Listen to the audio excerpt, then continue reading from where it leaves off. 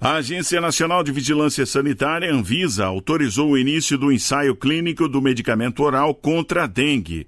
A fase 2A vai avaliar a segurança e eficácia do remédio em pacientes infectados com qualquer um dos sorotipos da doença.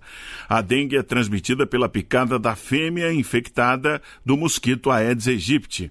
A substância ativa do medicamento em estudo atua na proteína NS4B, presente na membrana dos 4 sorotipos conhecidos atualmente, interrompendo a replicação do vírus. De acordo com a Anvisa, a empresa responsável pelo desenvolvimento clínico do medicamento, a farmacêutica Novartis Biociências, vai incluir 38 pacientes no ensaio clínico.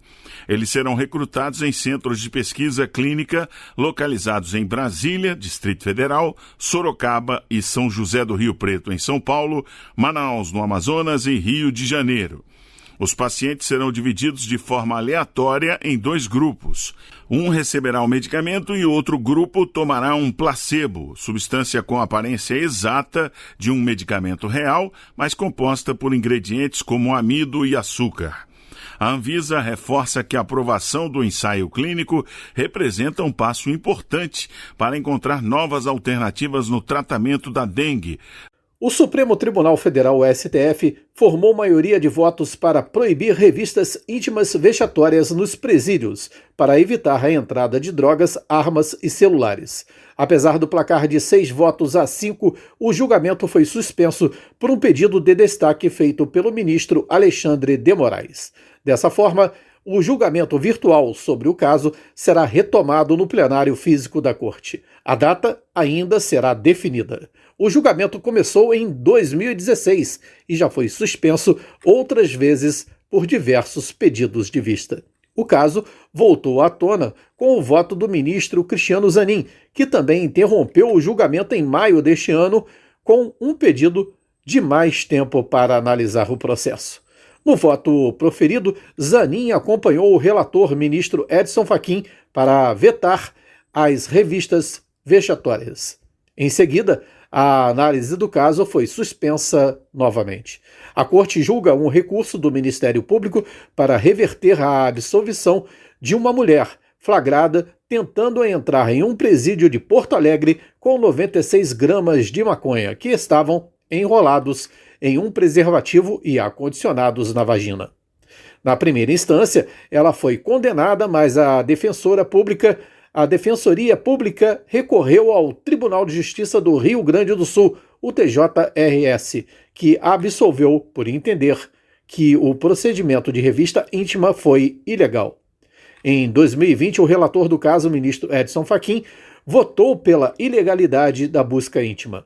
Fachin entendeu que os funcionários das penitenciárias não podem fazer busca abusiva no corpo de amigos e parentes que vão visitar os presos por tratar-se de violação de intimidade. O ministro sugeriu a adoção, de procedimentos menos invasivos, como o uso de scanners corporais, raquetes de raio-x ou revista corporal superficial, evitando que os visitantes sejam obrigados a retirar a roupa ou terem suas partes íntimas inspecionadas.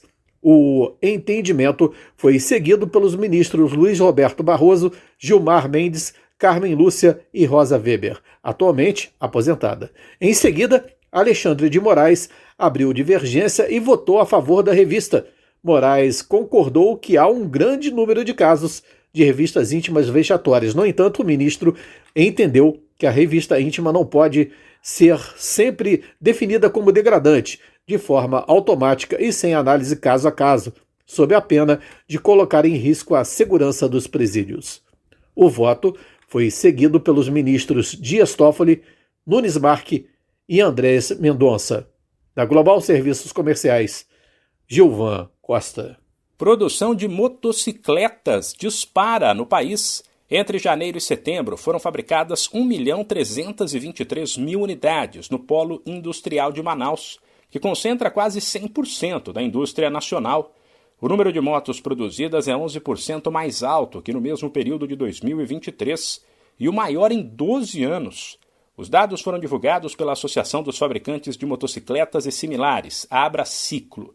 Isso mesmo com a seca histórica que atinge o país, inclusive com a baixa do nível do Rio Negro, usado para acesso à região de Manaus, o que trouxe uma série de problemas logísticos.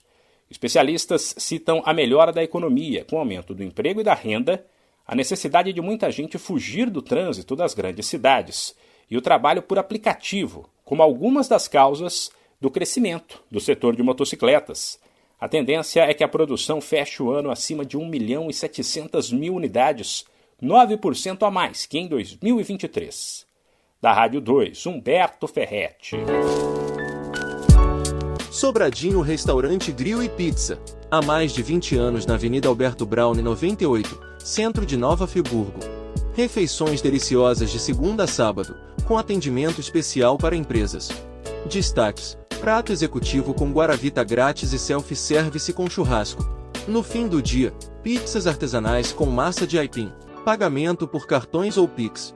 Peça pelo WhatsApp 22 997 652 003. Sobradinho. Médicos emitem alerta para a falta de vacina contra a Covid-19. De acordo com a Sociedade Brasileira de Infectologia, o número de imunizantes adquiridos pelo governo neste ano não basta para abastecer os postos de saúde. Além disso, a entidade destaca que as campanhas de comunicação não estão conseguindo aumentar a cobertura vacinal para a Covid, que apresentou queda após a pandemia. O presidente da Sociedade Brasileira de Infectologia, Alberto Chebabo, disse que o grupo de médicos da entidade tem recebido relatos de falta de vacina em unidades de saúde de grandes cidades. Ele afirma que os estoques são insuficientes até mesmo para atender a baixa demanda do produto. O Ministério da Saúde informou que a cobertura para a vacina bivalente, que é a que protege contra 2 cepas do vírus, está hoje em apenas 21,6%. Essa porcentagem representa para a entidade que não basta para conter epidemias. Inclusive, para o ciclo de 4 doses da monovalente, a cobertura também se mostra baixa. O índice é de 19,3% da população. A Covid matou até agora, só este ano, 5.160 pessoas. Se transformou na doença infecciosa que mais mata no Brasil. Da Rádio 2, Fabiola Altran. O Ministério das Cidades publicou no Diário Oficial da União as 76 iniciativas habilitadas para a fase de julgamento técnico do Prêmio Bicicleta Brasil. Todos os projetos vão receber o selo Bicicleta Brasil, um símbolo de reconhecimento de boas práticas que incentivem o uso da bicicleta pelo país. As iniciativas são de 15 estados, sendo os líderes em quantidade de projetos o Rio de Janeiro, Pernambuco e São Paulo. Após a fase de avaliação das iniciativas, os vencedores receberão troféus e certificados e para as organizações da sociedade civil haverá, sim, a informação de que ainda recompensas em dinheiro. O primeiro lugar de cada categoria será premiado com R$50 mil, o segundo com R$20 mil e o terceiro com R$5 mil. A premiação é dividida em 6 categorias, dentre elas incentivo ao uso da bicicleta, fomento à cultura da bicicleta e segurança viária. Da Global Serviços Comerciais, Gilvan Costa. O número de vagas formais de trabalho abertas em 2024 é maior entre as mulheres do que entre os homens. O saldo de emprego para o sexo masculino de janeiro a agosto deste ano foi de 10% em comparação com o mesmo período de 2023. Já entre elas, essa alta foi de 45%. A diferença ajuda a contribuir para a diminuição da desigualdade de gênero no acesso ao emprego. A constatação é de um estudo chamado Quais grupos mais beneficiados com o bom desempenho do mercado de trabalho em 2024? Ele é realizado pelas pesquisadoras Janaína Feijó e Helena Zahar, do Instituto Brasileiro de Economia da Fundação Getúlio Vargas.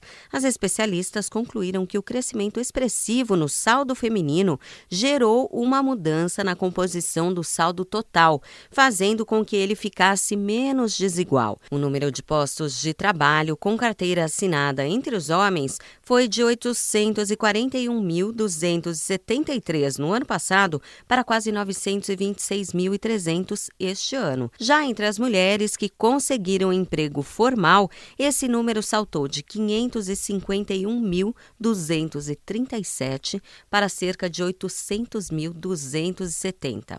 Da Rádio 2, Fabiola Altran. Eleição municipal de 2024 bateu recorde de violência política.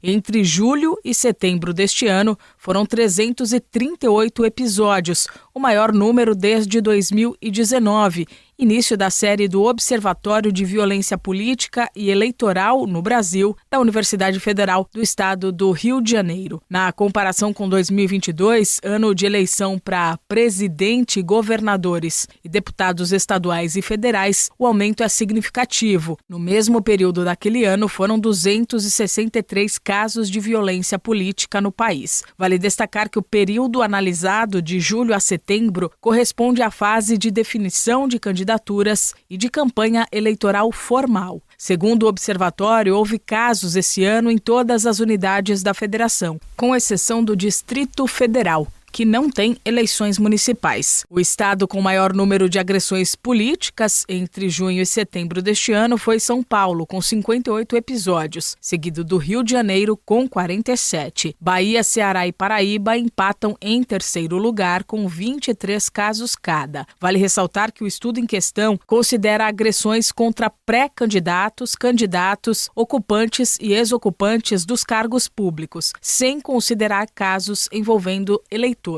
O tipo de agressão mais frequente é a violência física. Foram 179 episódios em todo o Brasil, incluindo 55 tentativas de homicídio e 33 assassinatos consumados. Desde 2019, o observatório já contabilizou 2.673 episódios de violência política em todo o território nacional. Da Rádio 2, Milena Abreu. Essa é a hora, não tem tempo a perder. Com os cursos de conclusão acelerada da Faculdade UniBF, agora vai. Graduação a partir de 1 ano e meio e pós-graduação a partir de 4 meses. São mais de 1.200 cursos de ensino à distância, para dar a virada que a sua carreira precisa. E o melhor, parcelas que cabem no seu bolso. UniBF é para quem não tem tempo a perder. Acelera, agora vai. Informação UniBF 22 99951 0907. Os Correios terão selos de Natal com ilustrações inéditas de Ziraldo. A estatal lança nesta quinta-feira, 24 de outubro, data em que Ziraldo completaria 92 anos, uma série especial de selos comemorativos ilustrados pelo criador do Menino Maluquinho e tantos outros personagens que marcaram a infância de tantos brasileiros. A coleção é composta por 4 selos. Uma das ilustrações é a de um Papai Noel, desenhado por Ziraldo nos anos de 1970. Outro selo estampa uma das capas da revista A Turma do Pererê. Também fazem parte da série 2 selos que estampam o Menino Maluquinho, com elementos de Natal. Com uma triagem de 160 mil exemplares, 40 mil de cada uma das ilustrações, os selos terão valor facial de R$ 2,55. Ziraldo Alves Pinto, como foi batizado, dedicou mais de 70 anos de sua vida à literatura e à ilustração. Ele faleceu em abril deste ano, aos 91 anos, deixando um acervo relevante para a memória cultural do Brasil. Todo esse acervo está sendo digitalizado e catalogado pelo Instituto Ziraldo. Da Rádio 2, Milena Abreu. O presidente Luiz Inácio Lula da Silva anunciou a ampliação do programa Acredita. É para beneficiar pequenos negócios interessados em exportar produtos e durante evento em São Paulo, Lula assinou o projeto a ser enviado ao Congresso Nacional, que permite a adoção de alíquotas diferenciadas por porte de empresa no regime que envolve o reembolso de valores tributários existentes na cadeia produtiva de empresas exportadoras. O vice-presidente e ministro do Desenvolvimento, Indústria, Comércio e Serviços, Geraldo Alckmin, explicou que o benefício do Acredita Exportação vai funcionar como o antigo programa Reintegra, na qual as empresas recebem de volta parte dos tributos pagos na produção dos bens em percentuais de até 3% sobre a receita obtida com a exportação. Lula, Alckmin e diversos ministros participaram do evento Acredite no seu negócio em São Paulo, que visa impulsionar os mecanismos de estímulo aos pequenos negócios presentes nos 4 eixos do programa Acredita. Com o potencial de destravar até 30 bilhões de reais em crédito, o Acredita é um conjunto de ações destinado a diversos segmentos, com especial atenção à população mais vulnerável e com mais dificuldade de acesso a crédito no mercado financeiro. Da Global Serviços Comerciais, Gilvan Costa. Anvisa proíbe a manipulação, a propaganda e o uso de implantes hormonais. Esses produtos, que são inseridos na pele, ganharam o apelido de chip da beleza e são vendidos por farmácias de manipulação. Eles são usados para fins estéticos, mas a utilização é criticada pelas sociedades médicas. Essas instituições destacam que não há uma dose segura de hormônios para essa finalidade. A Agência Nacional de Vigilância Sanitária justifica que tomou a decisão após denúncias de entidades como a Federação Brasileira das Associações de Ginecologia e Obstetrícia. Isso porque houve um aumento no atendimento de pessoas com problemas devido ao uso de implantes hormonais manipulados. Segundo a Anvisa, as fórmulas contêm substâncias que inclusive não possuem avaliação de segurança para esse tipo de uso. Entre as complicações apresentadas estão alta do colesterol e da pressão, acidente vascular cerebral e arritmia cardíaca. A agência recomenda a quem utiliza o chip da beleza procurar um médico e receber orientações sobre o tratamento. O implante hormonal é usado para tratar condições específicas de saúde, como endometriose. Da Rádio 2, Fabíola Altran. A arrecadação de impostos, contribuições e demais receitas do governo federal passa de 203 bilhões de reais em setembro, alta de 11%, já descontada a inflação, na comparação com o mesmo período do ano passado. É o maior valor já registrado pela Receita Federal em meses de setembro. No acumulado de 2024 até agora, o número também é recorde, 1.960 bilhões de reais. Entre os fatores que ajudaram a aumentar a arrecadação estão algumas medidas adotadas no ano passado, como a volta da cobrança de impostos sobre os combustíveis que estavam suspensos e a tributação de fundos exclusivos, os chamados offshores. O crescimento da economia e a queda do desemprego também ajudam, uma vez que as pessoas têm consumido mais, o que faz com que elas paguem mais impostos. O Ministério da Fazenda trabalha com a meta de zerar o rombo nas contas públicas em 2024, o que depende, entre outras coisas, do aumento do valor recolhido com impostos. Isso poderia fazer sobrar mais dinheiro para a realização de obras, por exemplo, além de tornar o Brasil um país mais seguro para investidores. O mercado financeiro, porém, acredita que zerar o tombo não será possível neste ano e cobra que o governo, mais que aumentar a arrecadação, se esforce para cortar gastos. Da Rádio 2, Humberto Ferretti. Reúna os amigos e a família e vá ao Bona Pizza. O funcionamento é de segunda a segunda até às 10 da noite. Localizado na praça de alimentação do Friburgo Shopping, o Bona Pizza oferece pizzas doces e salgadas, lanches rápidos, sucos e refrigerantes. Bona Pizza do Shopping da Praça. Telefone com WhatsApp 2523 3025. 2523 3025.